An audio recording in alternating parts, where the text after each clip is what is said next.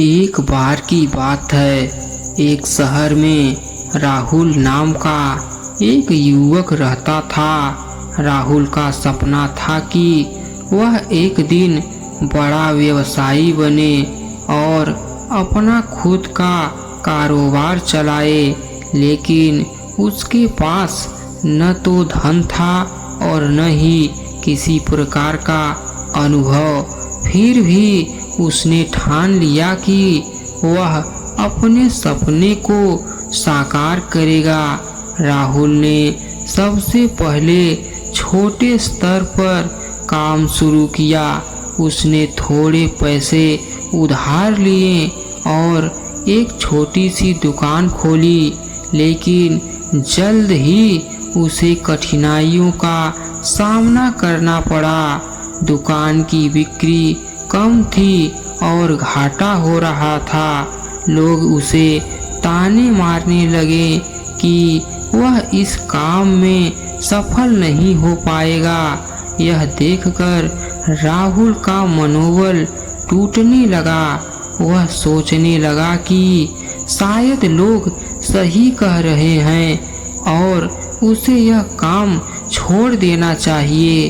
एक दिन जब राहुल अपने काम से हताश होकर बैठा था, तभी उसके दादाजी ने उसे देखा।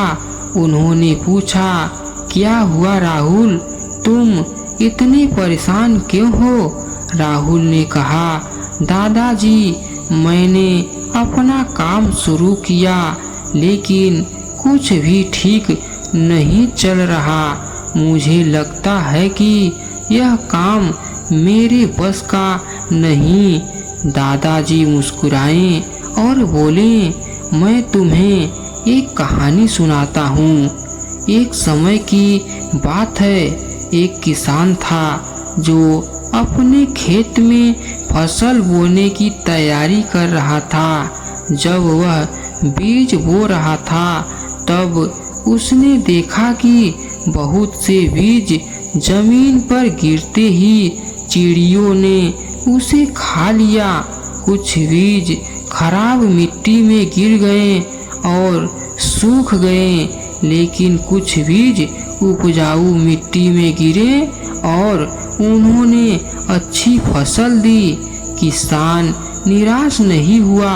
उसने धैर्य और मेहनत से अपनी फसल का ख्याल रखा और अंत में उसे सफलता मिली।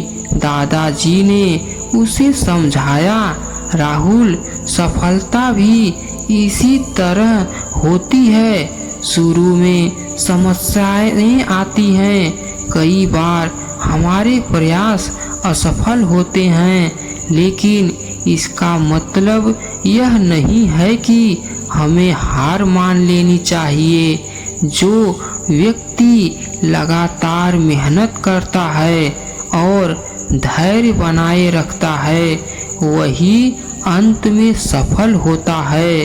राहुल को अपनी गलती समझ में आ गई। उसने निश्चय किया कि वह हार नहीं मानेगा। वह अपने काम में दुगनी मेहनत से जुट गया और धीरे धीरे उसकी दुकान की बिक्री बढ़ने लगी। समय के साथ उसका कारोबार बढ़ता गया और वह एक सफल व्यवसायी बन गया। इस कहानी से हमें यह सीखने को मिलता है कि जीवन में कितनी भी कठिनाइयाँ क्यों न आए, हमें कभी हार नहीं माननी चाहिए। धैर्य, मेहनत और संकल्प से हम हर असफलता को सफलता में बदल सकते हैं।